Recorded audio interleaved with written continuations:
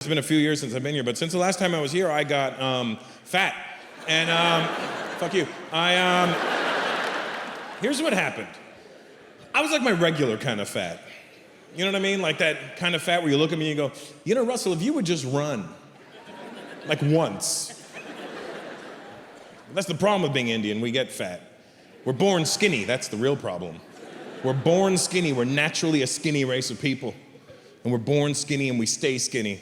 We don't have to work hard to be skinny. We could be skinny and eat whatever we want and stay skinny. And then we never go to the gym because we're skinny, we don't need to. And our parents don't encourage you to go to the gym. You're like, Dad, I'm gonna go to the gym. What's in the gym? They have studies in the gym? No, you're not going to the gym, you stay home and do your studies.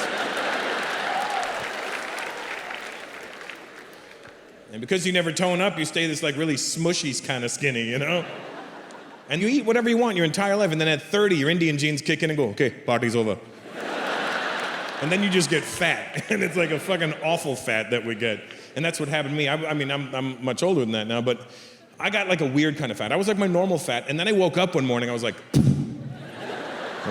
oof, I'm bloated. I figured I would pee it out, I would sweat it out, I'd be fine the next day. Anyway, cut to a year and a half later, and I'm still, and I go, something's wrong. So I go to the doctor, I go, Doc, I got fat. He goes, yes. I said, thanks, asshole, I didn't come here for confirmation. I came here to find out why I got fat. He goes, well, why do you think you're fat? I said, because I have a mirror. And I walked past it naked the other day and I thought somebody else was in my room. Like, oh my God, whose fat hairy ass is that? Turns out it was my stomach. It was. And people on the internet were calling me fat. You guys are dicks, by the way. You say whatever you want to us on the internet, and if we respond, we're assholes, so we just have to take the abuse. But sometimes I get mad when people say things to me on the internet, not because of what they said, more so because it's probably something I would have said. And then I'm mad that my own words are getting used against me. Like I posted something for this TV show I was on, and somebody goes, holy shit, did you eat your whole cast? And I was like, damn it, I would have said that too. I probably would have said that too. And then somebody posted a picture with me, and somebody commented, went, Russell Peters looking thicker than a Snicker. I got mad at that because I love a good rhyme, thicker than a Snicker. That's a good one too. It's not a fair way to describe a human. I think thicker than a Snicker is a great way for me to describe my penis. I think that's a wonderful way to describe it. So Russell, tell me about your penis. Well, it's thicker than a Snicker. Equally dark and veiny texture. Packed with nuts. And it satisfies. So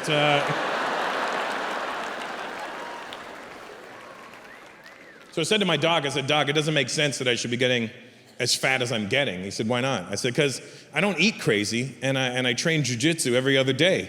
He's like, huh.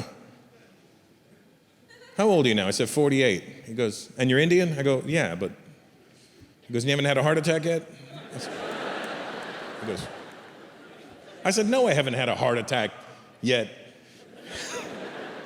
He goes, all right, so he takes blood, and I leave. Calls me back in 3 days later. I go back in, he's like, hey, I got your blood back. I know what's wrong. I go, what's wrong? He goes, it's your thyroid. I go, what about it? He goes, you have an underactive thyroid.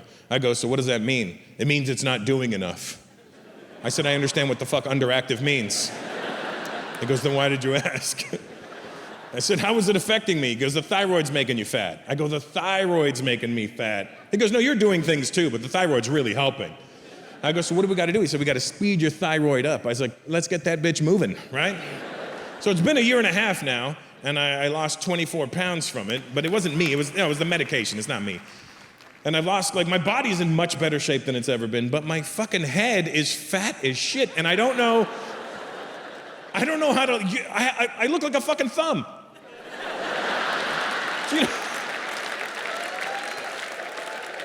Do you know how hard it is to lose a fat head? It's almost impossible.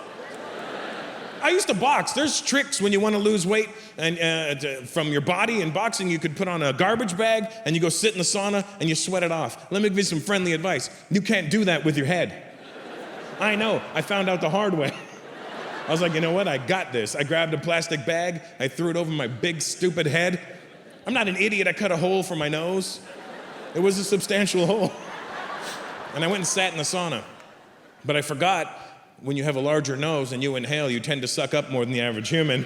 And I took a deep breath in the sauna and sucked up the plastic bag. And my friends thought I was trying to commit suicide in the dumbest way possible. But when I got fat, I got like a weird kind. Indian people, we get the worst kind of fat. Like it just goes everywhere. Like white people, you ever see white Americans when they get fat, just bam, a belly.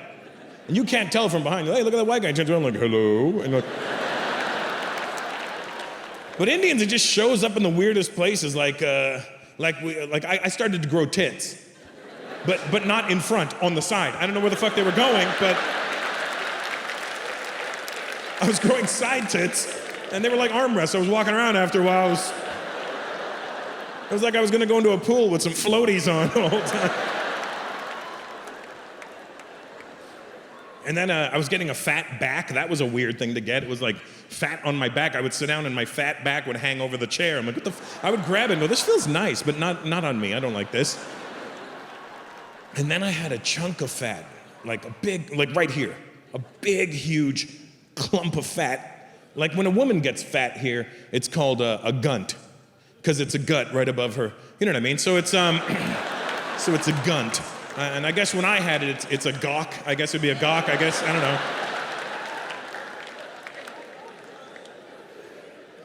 Literally for a year and a half, I didn't see my penis. I would have to lift it up to visit. You still there, buddy? Okay, good. And I'd rest. Don't worry, the sun will shine one day. And you know, but people come up to me after shows all the time, like, hey, Russell, you, what? You do blow? What? Coke, you do cocaine? I go, do I fucking look like I do cocaine? If I'm doing cocaine and my face is still this fat, I'm doing cocaine wrong. Hey, give me another line, yeah. Ho ho. No, I don't do cocaine. Have you seen the size of my nose? You can't afford to do cocaine with a nose this big. You go broke after one try. Wouldn't be able to do lines, I'd have to do lanes. It's not a reasonable drug of choice. Then why are you always sniffing? I'll tell you exactly, I'm aware that I sniff a lot, and I'll tell you exactly why I sniff. I used to box, and when I was boxing, I broke my nose. But I didn't know I broke my nose, so it never got fixed. And of course I would have broken my nose. It's been literally 30 years since I've broken my nose, but I didn't know because I thought a broken nose looked like a broken nose. I thought it was like the guys in my gym where there was nothing, then a nub, and they're like, what's up, champ? I didn't know, I just thought I was a bleeder when I would get punched in the face. But last year's when I found out, I went to the doctor last year because I was having trouble breathing. I go, hey doc, I'm having trouble breathing. He goes, what's the problem? I go, like one nostril works and then the other one doesn't. And then when the other one stops working, the other one starts working. It's like there's a flap in there, like a train, you know, local, express. He goes, you ever broke your nose? I said, no. He said, you sure? I said, doc, I'm not an idiot. Pretty sure I'd know if I broke my nose. He said, didn't you tell me you used to box? I said, yeah. He goes, so wait, you used to box and you never broke that? I said, doc, I never broke my nose. He goes, wait, hold on a second. You're trying to tell me you were so good at boxing that you managed to avoid breaking the biggest fucking thing on your body. So I'm telling you, I never broke my nose. He goes, if you never broke that fucking nose in boxing, you should have 10 world titles by now. I said, I never broke it. He goes, lean forward, you fucking idiot. So I leaned forward, he goes like this. Yeah, your nose is broken. I go, how do you know that? He goes, because I'm a doctor. Yeah, but how can you tell? He goes, because it's not connected. I go, if it's not connected, why didn't it fall off? He goes, you're a fucking idiot. He goes, look, nobody's nose should move around like this. I shouldn't be able to move it around and double click and order shit off Amazon from your face. This is not a normal nose. I go, that's a broken nose? He goes, yeah, what did you think it was? Okay, don't judge me, all right?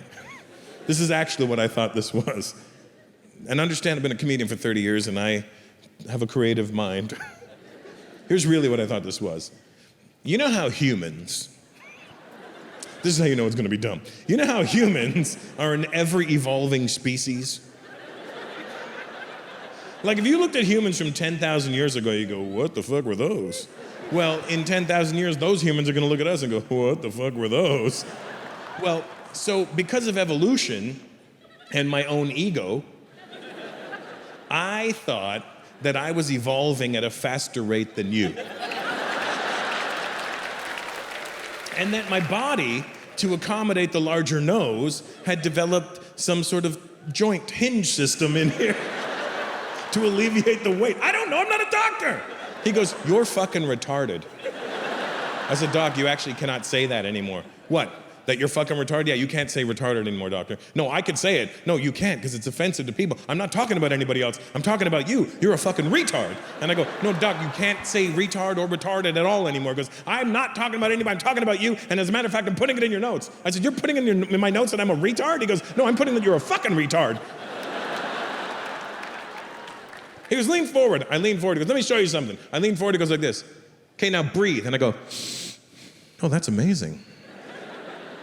What'd you do?" He goes, "I attached your nose." "This is awesome."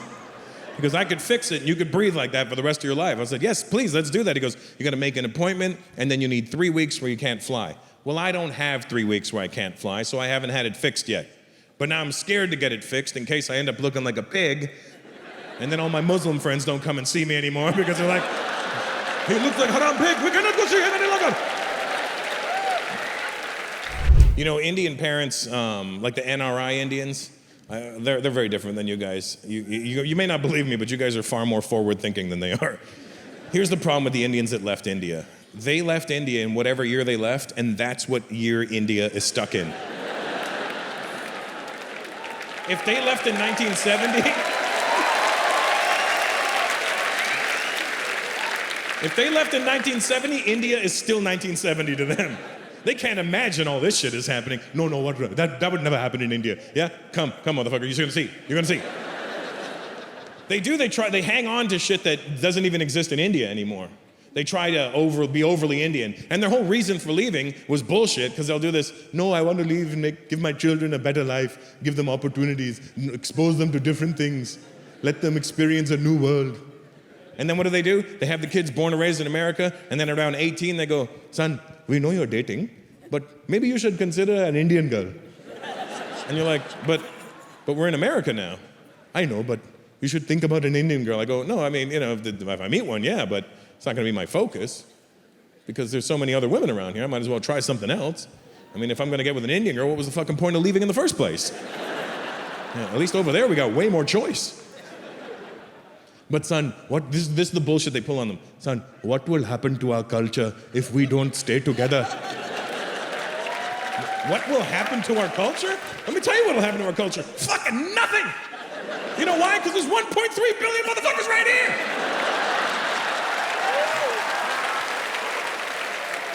If every Indian outside of India never married another Indian again, we would still have 1.3 billion right here! You don't need us helping you. Even you guys are like, "Stop fucking, please, we don't need it anymore."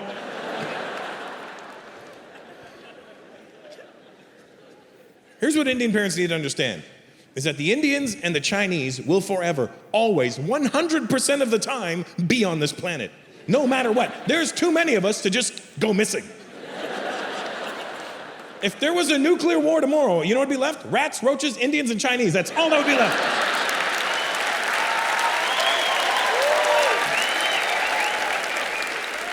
And since everything's already made on this great continent of Asia, we're gonna be fine. Here's what Indian parents need to understand. If an Indian guy has a kid with a white girl, they have a beige baby. That's a win for us. I have 2 kids with Latin women, my kids are khaki. If an Indian guy has a kid with a black woman, that's a brown baby with the possibility of a larger penis. That's another fucking win for us.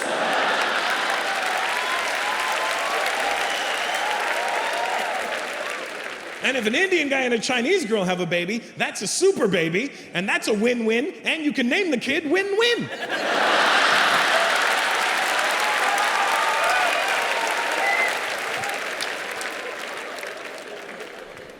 You know who I feel bad for in this world? I feel bad for white people.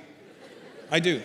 I feel bad for white people. I know there's some in here, but I can't see you. You're back there. I see you glowing in the dark. I do feel bad for white people because you're dwindling at an alarming rate. Like there's not, you realize like, in about 150 years, there's not gonna be any more purebred white people. They've just been infiltrated at all costs. And that's why I feel like I live in America, and in America, you see on the news, you see white people have these rallies, and people get really mad at them, and I kind of sympathize with them. You see them on the news like, the white people need to be together with the white people. They always add an H in front of it for some reason. The white people, and I'll tell you what. But they're like, white people need to be together with white people, and I'm like, yeah, they do. I'm like, what? I'm like, I'm with you. We don't want you with us. I know I'm not with you, but I feel your pain. What the hell's wrong with you, boy? I'm just saying, well, there's a lot of us and there's very few of you.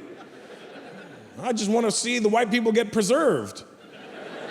Because if white people go missing, who the fuck are we going to blame?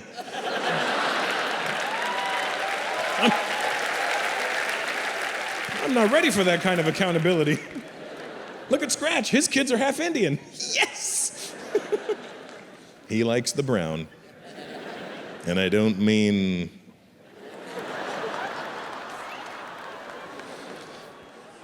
But Indian parents, they're, I know there's a lot of Indian parents here too, but you need to know, Indian parents, that you're very good parents, but you're also really shit parents at the exact same time. Here's why they're good. They're good because they love you so much. They're shit because they love you so much. Because here's the problem with Indian parents. They love their kids to the point where they don't let their kids think at all. Like we don't want their brain to burn out. Just let us do all the thinking for you. We will make all the decisions. And it all stems from, we're missing a generation. You realize that? There is a generation missing from somewhere because our parents lived for their parents and our parents are trying to make us live for them. And then I guess we'll pass it down and make our kids live for us. And who the fuck is living for themselves anymore? But that's what they do. They overpower you with the, son, just do what I tell you to do, okay? Trust me on this. Don't do that. Go here. Don't go there. Talk to these people. Don't talk to those people. And then I'm not the kind of guy that could ever just take information like that. I always question everything. So I'm like, if you want to see an Indian parent fall apart, question them. Holy shit, they have no clue what to do. But they're like, son, I don't want you going to that club tonight. I go, why not? What do you mean, why not? Why not? I need to know why I should not go to this club. Son, because it's a fact. What? What do you mean? What does that even mean? Son, it means it's a fact. You haven't given me one fact. Son, it's a fact. When something is a fact, it's a fact. You cannot change a fact because a fact is a fact. I'm like, is that a fact? So we're back in the motherland. How you doing, buddy? Okay? He must be good. He gave me like the sharp one. That's how you know you're really fucking good. It wasn't even multiple, just one. What's your name? Prayag. What? Prayag. Prayag. That sounds like before ugly. I am Prayag right now. 10 more years, full ug. Full.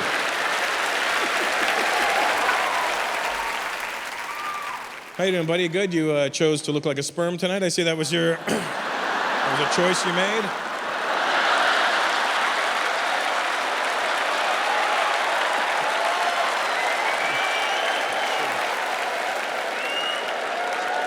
How did you get here?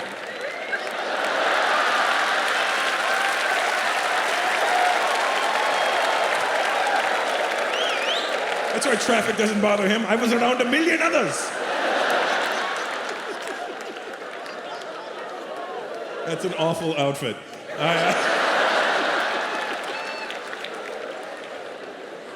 Prayag, actually Ugg.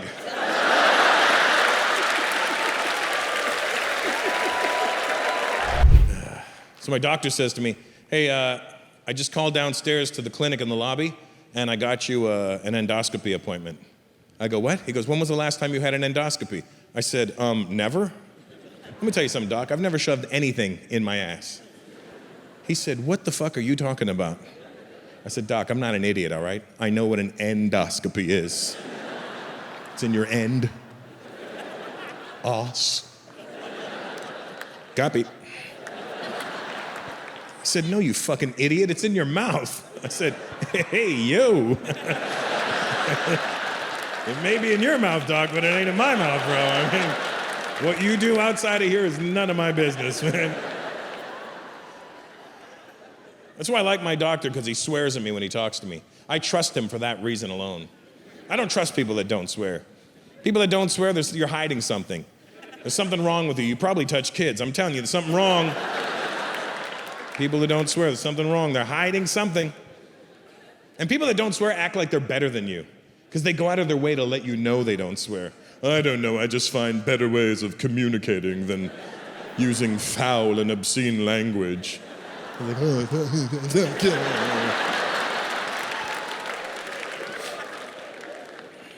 You keep an eye on those people. They're hiding something. There's something really dark going on in their head. They got some dark, dark secrets, and they don't want you to know about it. You see them, the people that are too nice. They'll be too friendly, too polite, you know? They got dark stuff going on in their head. They were like, well, the wife and I had a lovely dinner with you all tonight. We hope you all have a wonderful night of digestion. We're going to reconvene to the bedroom, and at which point in the morning we'll connect again and enjoy a delicious breakfast together, and at which point we shall discuss the night's events. With that, I wish you all good night and pleasant dreams. And they go to the bedroom, and he closes the door, and he's like, all right, honey, shit on my chest. Because they got dark, dark things going on in there. Here's the good news. I swear I'll never shit on your chest. I like how uncomfortable that made all of you. Okay. I'm just trying to do the math on the shitting on the chest. What is the purpose of this? My doctor says, listen, I called downstairs to the clinic in the lobby, and I got you an endoscopy appointment. I go, when? He goes, right now. I go, so what do I got to do? He said, you got to go downstairs to the lobby and go to the clinic. And I go, and when is this going to happen? He said, right now. I said, okay, so where is this going to happen? He said, at the clinic in the lobby. I go, no, on me. He goes, oh, in your mouth. I go, so what's going to happen in my mouth? He said, they're going to give you an endoscopy. I go, and it just takes place in my mouth. He goes, yeah. I go, they're not going to touch my asshole, are they? He said, do you want them to touch your asshole? No, they're not going to touch your asshole. I said, okay, doc, I just want to confirm that this procedure is strictly in my mouth. He goes, that is correct. I said, okay, I'm going to go, but I swear to God, doc, if they try and touch my asshole, I'm coming back up here and I'm fucking you up. He goes, go, you idiot, so I go. Now, here's the problem. My doctor knows me. He knows what kind of person I am. He knows I've been a comedian for 30 years. He knows how my brain works. He knows how I have no filter. See, comedians look at the audience. We look at you guys and go, those are civilians. You guys are civilians. You know how to do this. Sit around each other and be normal. Just sit around and go. I don't have that fucking filter. I have to, as soon as I walk up, bah, bah, nah, nah. But these people in the clinic don't know me like that, so I can't go in and be me, so I have to do my impression of how I think you would handle this situation. So I walk up to the clinic and I'm like, hi! I'm here for my endoscopy appointment. It's in the mouth. She goes, yes, sir, we know where it is. Please come around. Okay. So I walk around and she hands me a hospital gown and says, okay, sir, just go down the hall, take off your clothes, put this on, and we'll get started. I said, I think there's a misunderstanding here. My doctor upstairs, he told me that this procedure just takes place in my mouth. She goes, that's correct. I go, oh, well then hang on to the gown, let's just go get started. She goes, no, sir, you can't have your clothes on when we do this procedure. I said, that doesn't make any sense. Because if it's just my mouth you need access to, nah. I'm not fighting you on this. I'm not even blocking my mouth. I'm here to help. Pick a chin. Which one do you like? I'll hold it down for you. She's like, sir, it's policy that you cannot have your street clothes on when we do this procedure. I said, it's funny you should say that because I too have a policy. And my policy is that I like as many layers as possible protecting my asshole at all times. She said, sir, would you just go put the fucking gown on? I said, whoa. You swore. All right. So I go down to the change room and I'm standing there and I'm buck-ass naked, right? And I start getting really paranoid about my ass. And then I get a brilliant idea. I take the hospital gown and I put it on backwards. Smart, right? All right, to protect it. But then I look down, my dick is just swinging, just like... Look, it's my story. I'll make my penis as big as I want it to be, all right? It's India. You're all like, come on, bro. It's not even believable, okay? Not even on a humid day. It's true. It was cold in there, too, you know? Just, you know what I mean? Just looking like, oh, it was embarrassingly small. Just looked like 3 coins in a mushroom cap. It was just terrible. It was, oh, the worst. Oh, man. You know what I mean? You know what I mean, right, Pratik? You know what I mean? Like, it's... You know what I mean? You just had it shrivel. You ever had it shrivel up so much that you bend forward and it inverts? You're like, hey, where did my dick go? You're like, dick? No dick. Dick? No dick. My black security guys never get that joke. I don't get it. If I bend forward, the motherfucker hits the floor.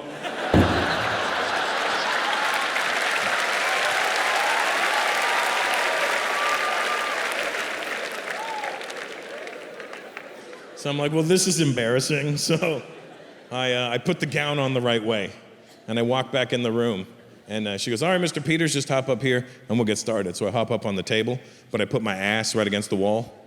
Because like I said, I train jujitsu. If you want to come at me when I'm on my back, it's your funeral, not mine. And she goes, all right, sir, just so you know, during this procedure, we're going to be putting you under using propofol. I said, wait a minute, propofol? Isn't that the shit that killed Michael Jackson? She goes, yes, it is. I go, what do you mean, yes, it is? Why are you so happy about this? They killed the biggest pop star of my lifetime, and you think it's just okay for me to take? She said, sir, Michael Jackson was having it improperly administered. I said, Michael Jackson was having many things improperly administered. But wasn't this doctor's name Dr. Conrad Murray? Yes. Wasn't he a doctor? Yes. Well, what's your title? I'm an anesthesiologist. I said, look, I don't care what your zodiac sign is, all right? I don't even know what month that is. She said, sir, my job is to make sure you go to sleep and wake up. I said, that is a fine answer, and I will accept that. She goes, great, please lay on your side. I said, nah. Why I gotta lay on my side? I lay on my side, you knock me out, you lift up the dress, you flip up a butt cheek, you start stuffing me like a turkey. I'm not falling for this trick, lady. She said, sir, you need to lay on your sides. We'll give you the propofol, you're gonna pass out, and you're gonna fall over. And when you fall over, you could hurt yourself. So to avoid any injury, you need to already start on your side. I said, that is a fair answer. She goes, great. So I lay on my side, but I tuck my ass in real tight on the wall. And she goes, why don't you count down from 5 with us? And I go, all right. 5, 4, 3. Out cold. I don't know if any of you have been put under at the doctor, but... sir, have you been put under at the doctor? You're an older gentleman. I mean, not older, but, you know, you're not these fucking kids, you know what I mean? What's your name? Sandeep. Sandeep. And how old are you, Sandeep? 48. 48, we're the same age. Same shit. And have you been put under at the doctor? I got an endoscopy. You had an endoscopy. Endoscopy. He had the endoscopy. And I had the endoscopy, so I think...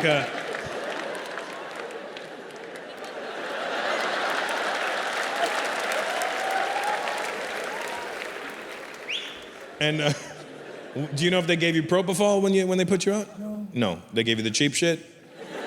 Did they knock you out when they did it? No. No? All right, Sandeep, open wide. Ah! Really? You were awake? Why didn't you spend the extra $10 and get the fucking meth? Is it even possible to do it when somebody's awake? Oh my God. It's ironic because all the doctors in America are Indian. And then in India, they're like, fuck it, we don't need all these fancy tricks. Open wide, Sandeep.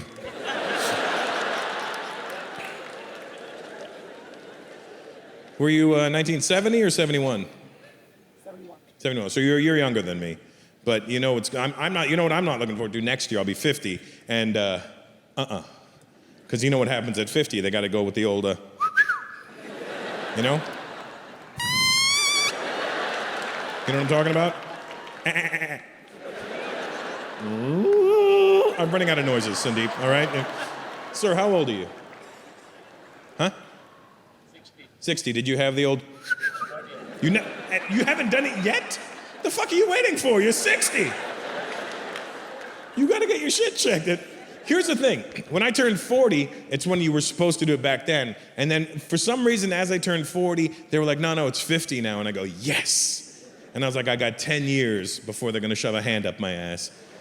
And I figured in that 10 years, they would come up with some sort of technology, because in those 10 years, they got a fucking rover to Mars, India's got one circling Mars, the Chinese have got shit on the moon, and no, 10 years later, still,